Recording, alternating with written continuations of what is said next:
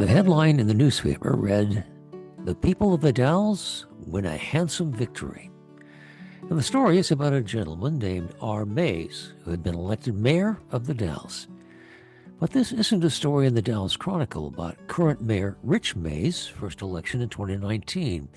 Instead, the headline and story appeared in the Oregonian on June 18, 1891, and reported on Robert Mays being elected as mayor of the Dalles. Though there are no streets, monuments, or school buildings named after him, Robert Mays is an influential rancher, business owner, and politician in the Dalles, Wasco County, and the state of Oregon in the last half of the 19th century. And his political career is one of the most unusual ever in the state.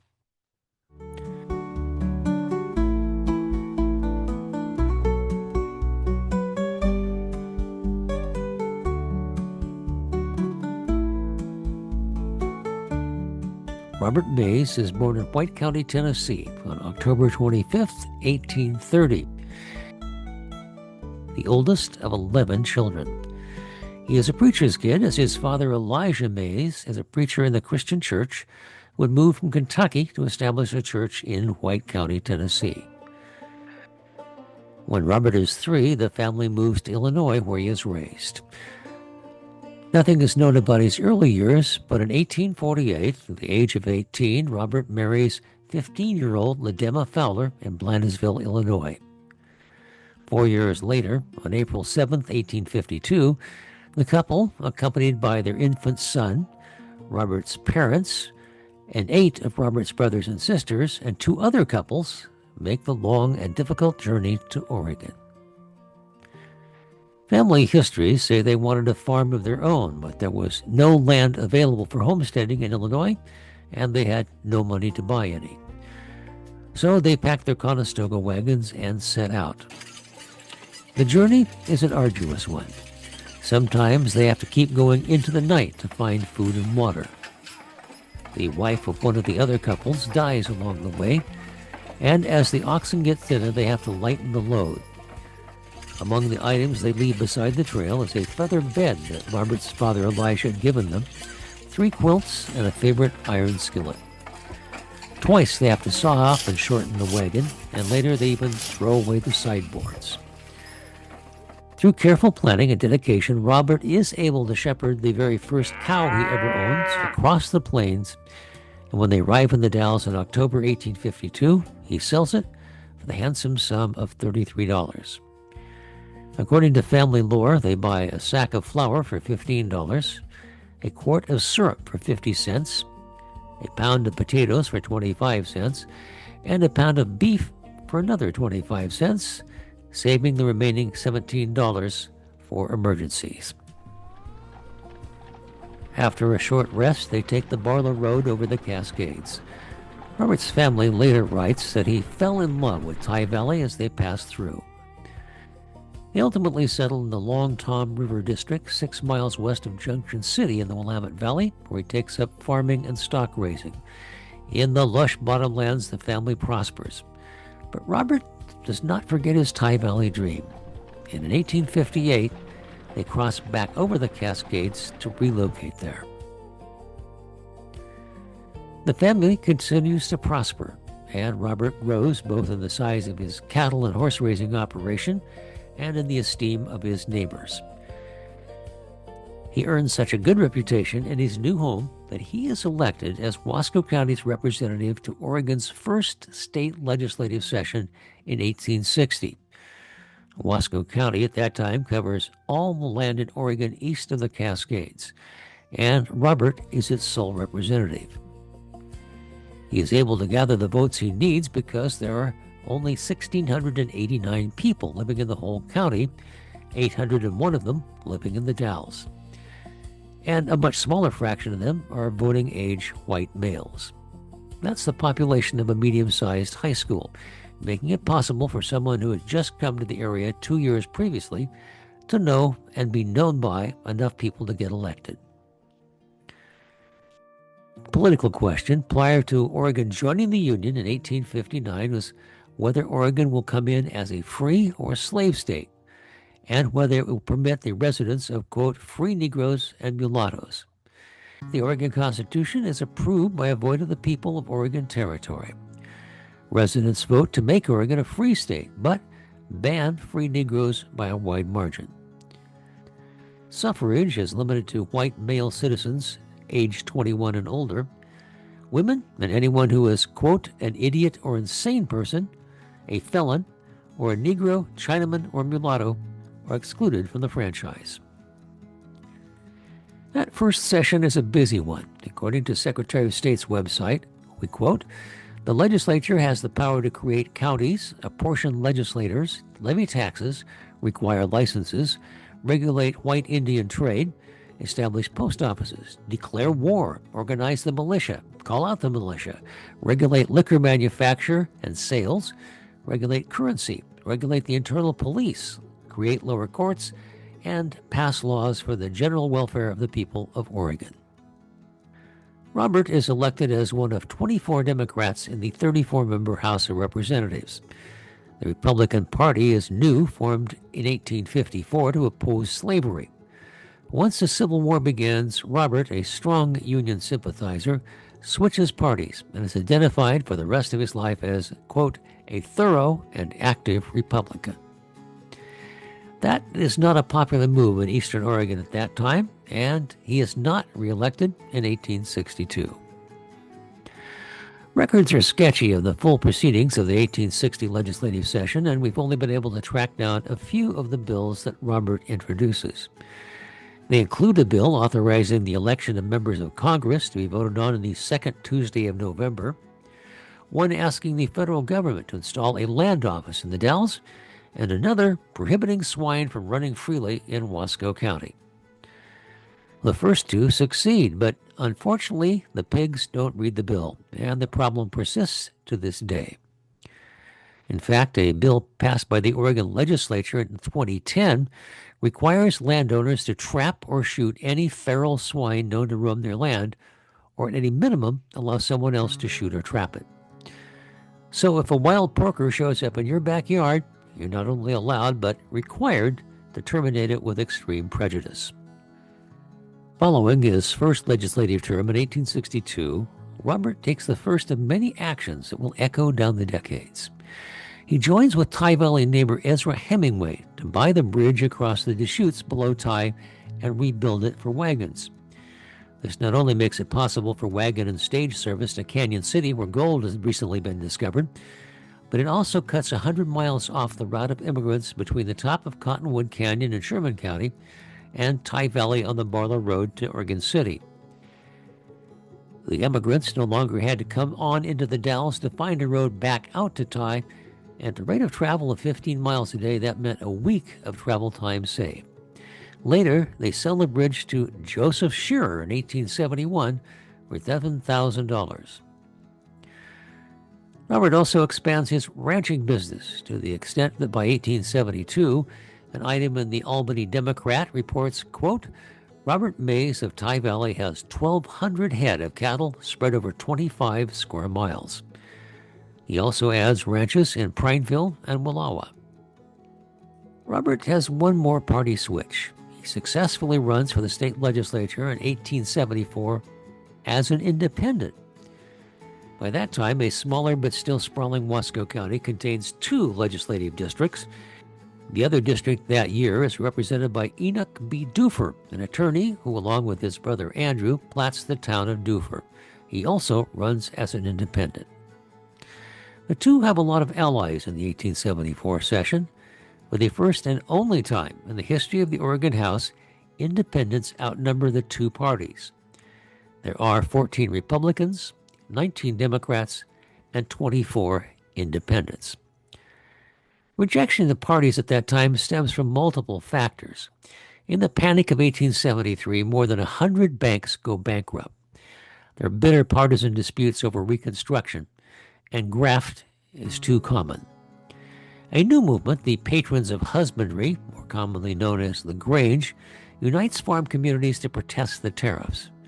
Mays becomes the master of the Dalles Grange, which is founded in 1873. The attitude of the public in coming into that 1874 election is summed up by an editorial the Oregonian runs on March 12th. It cites the success of independent candidates in California and reads in part, "From year to year, in their platforms and at the hustings, both parties have promised retrenchment, economy, and reduction of taxes. And still, from year to year, expenses have increased, extravagance has become more general, and the tax levy has steadily advanced both by an augmentation of the assessment roll and by the increase of the percentage. This is the way the party legislatures have kept their pledges." One item from Robert's service in the 1874 legislature that catches the eye of the Oregonian is a minority report he makes from the Committee on Education. It deals with Thomas Condon, congregational minister in the Dalles, a minister by trade but a scientist by heart, who earns a national reputation on excavating and classifying fossils from the John Day fossil beds. The 1872 legislature had passed a bill appointing Condon as Oregon's state geologist at an annual salary of $1,000. But in 1874, Representative Mays is confronted by a bill to eliminate that office. On a split vote in the Education Committee, it is recommended for passage by the whole legislature. Mays, however, presents the minority report, noting that California is paying its state geologist $5,000 a year, and the geologist's publications and reports lure tourists and scientific investigators. And he adds this: "Not every act of life should be measured by the standard of barter and trade, of how much will it pay. Man has a higher destiny than to make the end and object of life to see how much money can be made and saved. We as a state owe it to our sister states, to the world, and particularly to the youth of our land, when it is our highest duty to educate and improve, to open up the records of geological history that is recorded in the rocks and fossils within the limits of this commonwealth.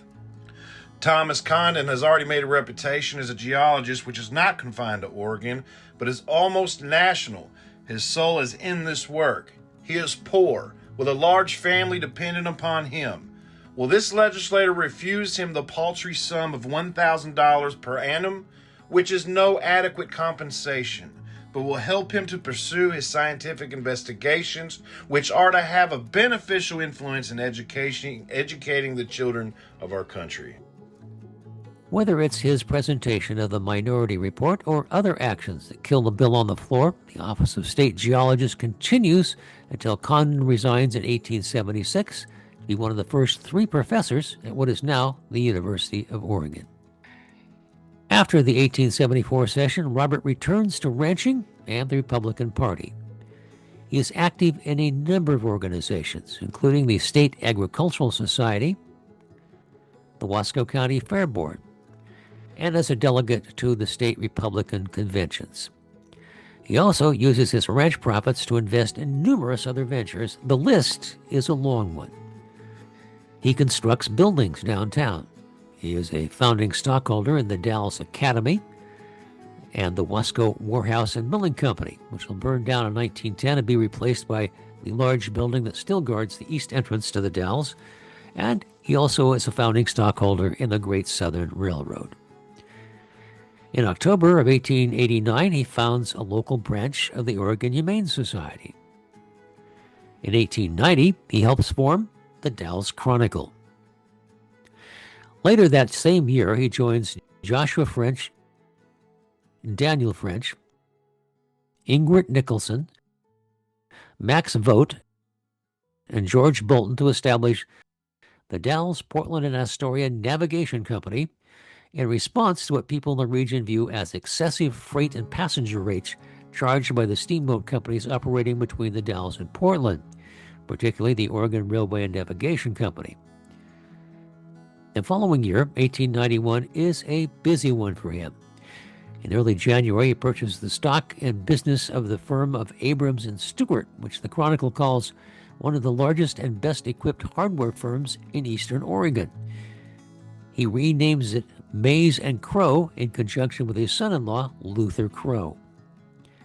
That same month, January 1891, he successfully lobbies the Oregon legislature for a bill to build a portage railroad at Cascade Locks to speed the transfer of goods between steamers operating on the lower and Middle Columbia, separated by the rapids at that site. The locks that bypass the rapids and give the town its name will not be completed until 1896. The Dalles celebrates the news about the Portage Railway with a large banquet in February, in which Robert is the keynote speaker. The Chronicle dutifully quotes him as saying, "We will now grow rapidly until instead of 3 or 4, we will have a population of 30 or 40,000. And when the crop now growing is ripe, a line of steamers will be on the river to send it to the markets of the world." Shortly thereafter, he helps fulfill part of his own prophecy. He becomes president of the Dalles, Portland, and Astoria Navigation Company, which launches regular service with stern wheelers the Dalles, the Regulator, and the famous Bailey Gatzert. Sternwheeler fans will be pleased to know that though the Bailey Gatzert ultimately leaves the Columbia in 1917 for ferry service on Puget Sound, the ship's bell from the Bailey Gatzert returns to the river in 1983, occupying a place of honor on the Sternwheeler Columbia Gorge. And while the steamers do materialize, 135 years later from that speech, the Dalles is only 4 times larger instead of the 10 of his prediction.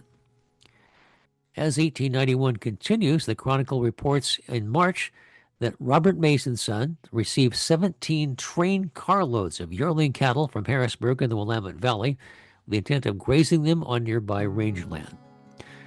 A week later, Mays is named one of the 7 members of the Dalles Board of Water Commissioners. In May, he chairs a committee appointed by the mayor Malcolm Moody to organize a visit from U.S. President Benjamin Harrison, who is touring the West by train. 3 days later, the president's 15-minute whistle stop in the Dalles goes smoothly. The Chronicle says 3,000 people attend, equal to a third of the population of the whole county at the time. It also reports that organizers muster 500 school children, each girl holding a bouquet and each boy a 44-star U.S. flag. The president is quoted as saying, "The people of Seattle would give $100,000 for your blue sky."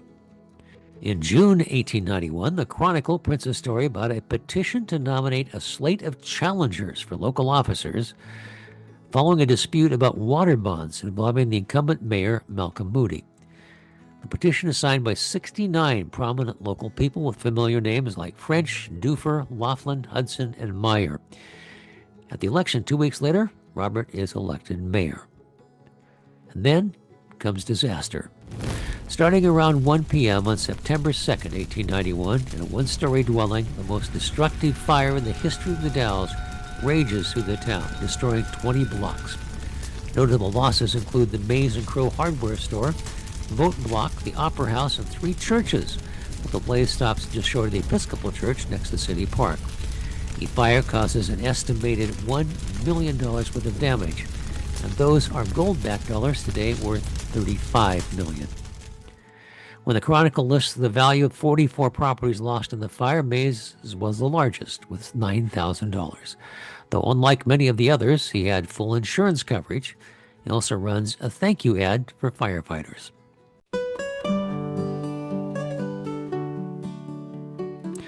Other areas send money and supplies after the fire. September 12th, Portland sends a check for $1,000. September 14th, Walla Walla sends a check for $750 and a carload of flour and potatoes.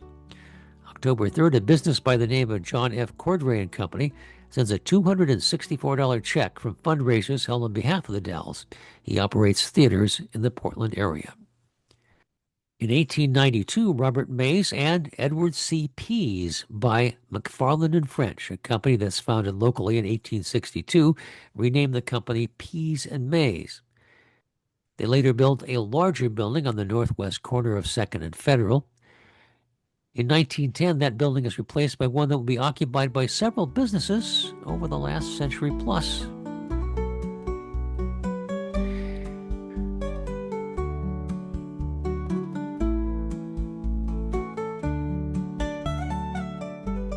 Though Robert is able to recover from the fire, an editorial in the April 9, 1892 Chronicle outlines a split in the Wasco County Republican Party with a Moody faction and a Mays faction. Not surprisingly, the Chronicle, which is owned in part by Robert Mays, says that the Moody faction is owned by the railroad interests and supported by the rival paper Times-Mountaineer, while the Mays faction owns stern-wheelers on the river and is supported by the Chronicle. It's an interesting division between two prominent local families. Zenas F. Moody opens his dry goods store in the Dalles in 1860. The same year, Robert Mays is elected to the state legislature. By the way, his unusual name is a reference to the only lawyer spoken of favorably in the Bible. In Titus 3:13, the Apostle Paul writes, "Bring Zenas the lawyer and Apollos on their journey diligently, that nothing be wanting unto them." The name itself is a shortened form of Zenodorus, meaning the gift of Zeus. Well, Moody is heavily involved with the wool trade in South County. Mays is heavily involved with raising cattle in South County. Both serve in the state legislature, and both have sons that serve in the state legislature. Another Zenas Moody son, Malcolm Moody, is the mayor of the Dalles that Robert Mays defeats for re-election in 1891. That same election, Malcolm's father Zenas is voted in as Oregon's 7th governor. And Robert Mays' son, Polk Mays, wins a seat in the Oregon legislature representing Wallowa County. In 1893, Robert is on the committee that establishes a local board of trade. That organization goes through several name changes, including the Commercial Club of the Dalles, before evolving during the First World War into the Dalles Area Chamber of Commerce. In June 17, 1893, Republicans nominate Robert for mayor again, but he declines and nominates Dr. W.E. Reinhardt, who accepts. During this time, Robert operates not one but two major businesses on 2nd Street. In this photo from the flood of 1894, the wooden building on the left is Mays and Crow.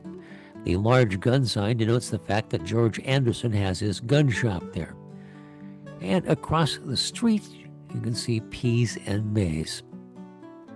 Despite his involvement in so many businesses and organizations, the itch to politics returns a few years later, and he runs for Wasco County judge in 1896 against the incumbent druggist George C. Blakely. A resident of Tye Valley writes in the Chronicle to report that there's a rumor that if he's elected, he will make the road from Tye Valley to the Dalles a toll road. Robert responds that they can rest assured that if he wins, he will not allow any toll roads to be built on Tye Hill during his term of office, and he wins the election handily. Later that year, in November, the Chronicle recounts a banquet held at the Umatilla House by the Women's McKinley Club, celebrating the election of William McKinley as president. Robert is one of the speakers, taking for his subject how the town has improved since he arrived 44 years earlier. At the time, the office of Wasco County Judge is primarily that of the county executive, but also includes some real courtroom obligations. The Chronicle writes that he performs his duties with an even hand and a sure sense of justice. On September 30th, 1899, Robert and his wife Ledema celebrate their golden wedding anniversary. Famous local photographer Benjamin Gifford takes this portrait of family and friends. Robert serves out his one term as county judge and retires in 1900. That same year, he retires from Pease and Mays. The firm continues as Edward C. Pease Company. Robert dies in April 1902, and his obituary in the Oregonian calls him one of the best-known pioneer residents of Oregon, and notes that along with his political service, that at one time he had been one of the largest horse ranchers in the Northwest. Research suggests, though we've not been able to confirm it, that current Mayor Rich Mays' great-great-great-grandfather, John Jefferson Mays, born in 1804 in Tennessee, was the older brother of Robert Mays' father, Elijah Mays, born in 1809 in Tennessee. If so, Robert Mays and Rich Mays would be considered fourth cousins 3 times removed. That's not surprising, considering both demonstrated considerable leadership skills and both worked tirelessly for the betterment of our community.